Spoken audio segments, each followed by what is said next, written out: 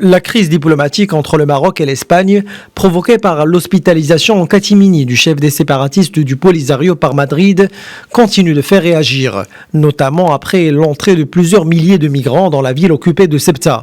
Pour le chef de la diplomatie française, le Maroc est un partenaire clé de la France, mais aussi dans la politique migratoire de l'Union européenne. Et nous sommes évidemment favorables à un retour rapide à la normalité à Ceuta. Le Maroc est un partenaire essentiel de la France, c'est un partenaire crucial de l'Union européenne, notamment face aux défis migratoires. Je suis tout à fait convaincu que le partenariat entre le Maroc et l'Espagne, après cette période un peu compliquée, pourra reprendre sereinement et le dialogue pourra se poursuivre. En Espagne, les critiques n'épargnent pas le gouvernement de Pedro Sánchez. Dernière sortie en date, celle de la députée du Parti populaire Ana Vázquez.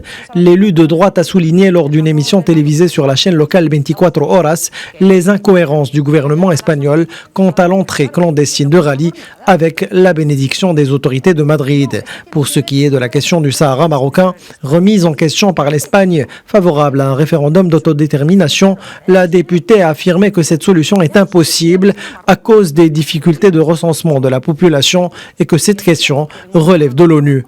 Enfin, la députée du PP a aussi fustigé la politique étrangère espagnole qui, selon ses dires, laisse à désirer car négligeant des alliés stratégiques comme le Maroc.